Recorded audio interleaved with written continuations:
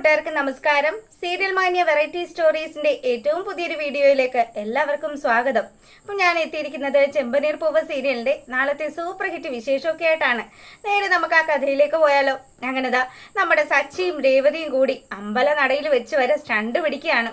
അപ്പം മുത്തശ്ശി വന്നിട്ട് പറയുന്നുണ്ട്, എൻ്റെ പൊന്നു മക്കളെ, എത്ര പറഞ്ഞാലും നിങ്ങൾക്ക് മനസ്സിലാവില്ലേ, ദേ ഇത് ക്ഷേത്രമുറ്റമാണ്, അതുകൊണ്ട് രണ്ടുപേരും വഴക്ക് കൂടാതെ മര്യാദക്ക് സച്ചി നീ രേവതിയും കൂട്ടി വീട്ടിലേക്ക് പോയിക്കോ എന്ന് പറയാണ്.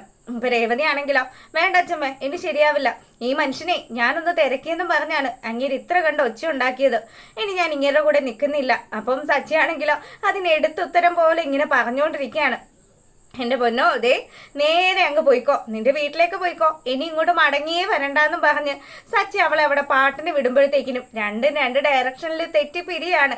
അപ്പം അച്ഛമ്മയുടെ അടുത്ത് നമ്മുടെ പാറക്കുട്ടി അമ്മ വന്ന് പറയുന്നുണ്ട്, എൻ്റെ പൊന്ന് ചേച്ചി, ഇവര് ഇങ്ങനെയാണ് പോകുന്നതെങ്കിൽ ഇത് ശരിയാവില്ല കേട്ടോ. അപ്പൊ ചേച്ചി ഒരു കാര്യം ചെയ്യും, എങ്ങനെയെങ്കിലും ഇവരുടെ ശാന്തി മുഹൂർത്തം നടത്താനുള്ള കാര്യങ്ങൾ അത് ചേച്ചി ചെയ്തേ പറ്റുള്ളൂ. ഇനി വെച്ച് താമസിപ്പിച്ചു കഴിഞ്ഞാൽ കാര്യങ്ങളൊന്നും ഇത് നല്ലപടി മുന്നോട്ട് പോകില്ല എന്ന് പറയുകയാണ്. അങ്ങനെ മുത്തശ്ശി ആ ക്ഷേത്ര നടയിൽ വെച്ച് തന്നെ ഒരു തീരുമാനം എടുക്കുകയാണ്. എന്ത് വന്നാലും ഇവർ ഈ വീട്ടിൽ നിന്നും പോകുന്നതിന് മുന്നേ തന്നെ അവരുടെ ജീവിതം അവരിനി ഒന്നായിരിക്കും എന്നുള്ള കാര്യം. അപ്പം മുത്തശ്ശി അതുപോലെ തന്നെയൊക്കെ ചെയ്യുകയൊക്കെ ചെയ്യും. അങ്ങനെ ആ ഒരു സീൻ കഴിയുമ്പോഴാണെങ്കിലോ നമ്മളെ കാണിക്കുന്നത് ഇതാ നിരാശനായിട്ട് നമ്മുടെ ശ്രുതിയാണെങ്കിലും ആ വീട്ടിൽ നിന്നും ശ്രുതിയുടെ അടുത്ത് നിന്നും മടങ്ങുകയാണ്.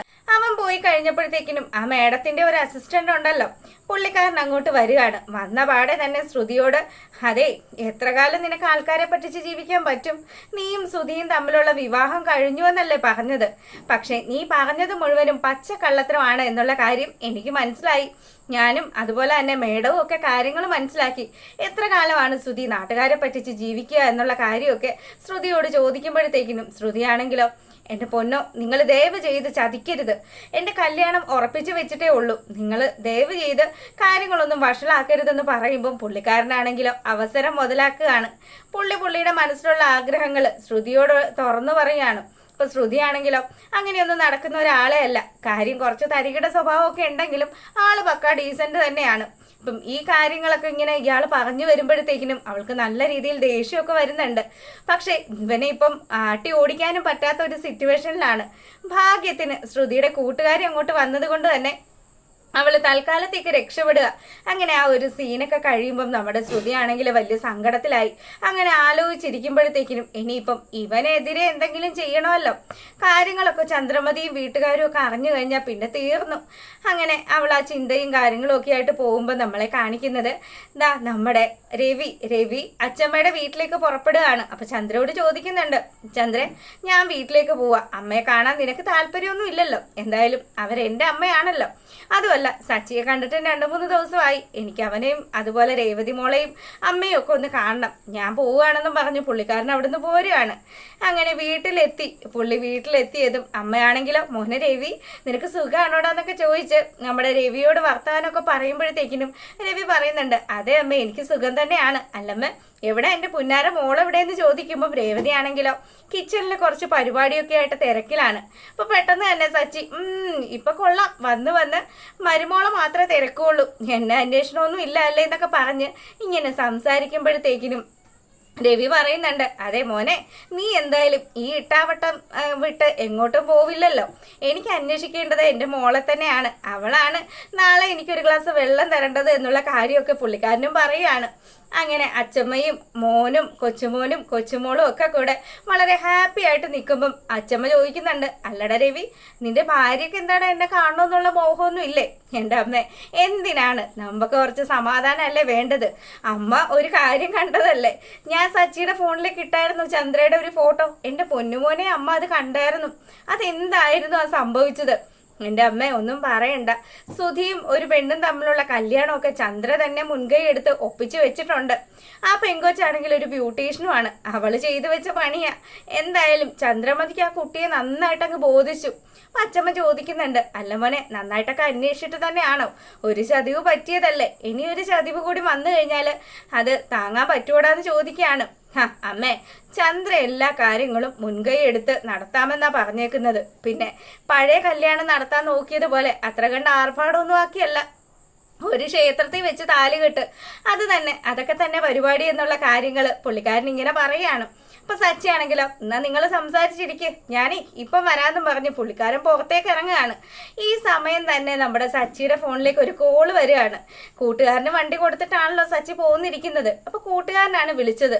എടാ സച്ചി, എന്നാ ഉണ്ടറ വിശേഷം, നീ എന്നാ തിരിച്ചു വരുന്നേന്നൊക്കെ ചോദിക്കുമ്പം സച്ചി പറയുന്നുണ്ട്, ദേ ഇപ്പൊ എന്തായാലും തിരിച്ചു വരാൻ ഞാൻ ഉദ്ദേശിച്ചിട്ടൊന്നുമില്ല. അച്ഛൻ മാത്രം പെട്ടെന്നൊന്നും എന്നെ ഇവിടുന്ന് വിടില്ലെന്നേ. കാര്യങ്ങളൊക്കെ അങ്ങനെയാണ് പോകുന്നത്. അല്ല, അവിടെ എല്ലാവർക്കും സുഖമാണോ എന്ന് ചോദിക്കുമ്പം എല്ലാവർക്കും സുഖം തന്നെയാണ്.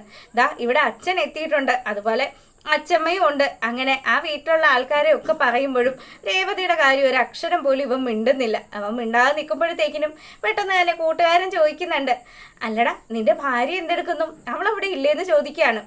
അവളിവിടെ ഉണ്ട്, അവളിവിടുന്ന് എവിടെ പോവാനാണ്, അവളും നന്നായിട്ട് തന്നെ ഇരിക്കുന്നു, അവൾ ഈ വീട്ടിൽ തന്നെ ഉണ്ട്, ഇവിടെ അല്ലാതെ അവൾ എവിടെ പോവാനാണ്. അങ്ങനെ രേവതിയെ കുറിച്ചിട്ടുള്ള കുറച്ച് കാര്യങ്ങളൊക്കെ ഇങ്ങനെ പറയാണ്. അവളുടെ സ്വഭാവത്തിലും സച്ചിയുടെ സ്വഭാവത്തിലും വന്ന മാറ്റങ്ങളൊക്കെ സച്ചി കൂട്ടുകാരനോട് പറയുമ്പോൾ ഇതെല്ലാം അപ്പുറേ വന്ന് മാറി നിന്ന് കേൾക്കാണ് നമ്മുടെ രേവതി. അപ്പോൾ അവൾക്ക് വലിയ സന്തോഷമൊക്കെ ആയി. സച്ചിയുടെ മനസ്സിൽ തനിക്കൊരു സ്ഥാനം ഉണ്ടല്ലോ, അതൊക്കെ ഇങ്ങനെ ആലോചിച്ച് അവൾക്ക് വലിയ സന്തോഷത്തിൽ ഇങ്ങനെ നിൽക്കുമ്പോഴോ നമ്മളെ കാണിക്കുന്നത് വർഷയാണ്. അപ്പോൾ വർഷയാണെങ്കിൽ ശ്രീകാന്ത് ഉണ്ടാക്കി കൊടുത്ത ഫുഡൊക്കെ കഴിച്ച് ആകെ മൊത്തത്തിൽ എന്താ തനിക്ക് ഭയങ്കരമായിട്ട് ആ ഫുഡ് ഉണ്ടാക്കിയത് അത്രമാത്രം ടേസ്റ്റുള്ള ഫുഡാണ്. അപ്പോൾ അത് ഉണ്ടാക്കിയ ആളെ കാണണം എന്നുള്ള ആ ഒരു ആഗ്രഹം അവൾക്ക് വല്ലാണ്ട് ആഗ്രഹമാണ്. അപ്പം അതുകൊണ്ട് തന്നെ പുള്ളിക്കാരി അയാളുടെ നമ്പർ സംഘടിപ്പിച്ച് വെച്ചിട്ടുണ്ടല്ലോ. അങ്ങനെ നമ്മുടെ ശ്രീയെ വിളിക്കുകയാണ്. ശ്രീകാന്തിനെ വിളിക്കുന്ന സമയത്ത് ശ്രീ ചോദിക്കുന്നുണ്ട്, ആരാന്ന് ചോദിക്കുകയാണ്. അപ്പോൾ പറയുന്നുണ്ട്, അതെ ഇന്ന് നിങ്ങളൊരു വെറൈറ്റി ഫുഡ് ഉണ്ടാക്കിയില്ലേ, ദോശ വെച്ചിട്ട്, അപ്പം ആ ഫുഡ് കഴിച്ച ആൾ തന്നെയാണ് ഞാൻ. ആ മേഡം പറയ്, എന്താ മേഡം ഈ സമയത്ത് വിളിച്ചതെന്ന് ചോദിക്കുകയാണ്. പെട്ടെന്ന് തന്നെ, അതെ എനിക്ക് ഇനിയും ഇതുപോലെയുള്ള വെറൈറ്റി ഫുഡൊക്കെ ഉണ്ടാക്കി തരണം കേട്ടോ. എനിക്ക് എന്തായാലും നിങ്ങളുടെ ആ ടേസ്റ്റ് അതെൻ്റെ നാവിൽ ദാ ഇപ്പോഴും ഉണ്ട്, എനിക്കത് മറക്കാനേ പറ്റുന്നില്ല എന്നുള്ള കാര്യമൊക്കെ ഇവളിങ്ങനെ പറയുകയാണ്. അപ്പം ശ്രീ പറയുന്നുണ്ട്, അതിനെന്താ, നിങ്ങൾക്ക് ഇഷ്ടമുള്ള എന്ത് ഫുഡ് വേണമെങ്കിലും ഓർഡർ ചെയ്തോ, ഞാൻ അതൊക്കെ ഉണ്ടാക്കി തരാമെന്നുള്ള കാര്യമൊക്കെ ഇവരും പറയുകയാണ്. അങ്ങനെ ഇവർ തമ്മിലുള്ളൊരു കെമിസ്ട്രി അവിടെ വർക്കൗട്ട് ചെയ്യുന്ന സമയത്താണെങ്കിലോ എല്ലാം നഷ്ടപ്പെടുമല്ലോ ദൈവമേ എന്നുള്ള ചിന്തയിൽ നമ്മുടെ ശ്രുതി അവിടെ അങ്ങനെ ഇരിക്കുകയാണ്. കൂട്ടുകാർ വന്നിട്ട് പറയുന്നുണ്ട്, എടി തക്ക സമയത്ത് ഞാൻ വന്നതുകൊണ്ട് നീ രക്ഷപ്പെട്ടു, ഇല്ലായിരുന്നെങ്കിൽ കാണായിരുന്നു. ദേ അയാളൊരു കുറുക്കനാണെന്നുള്ള കാര്യം നിനക്കറിയാലോ.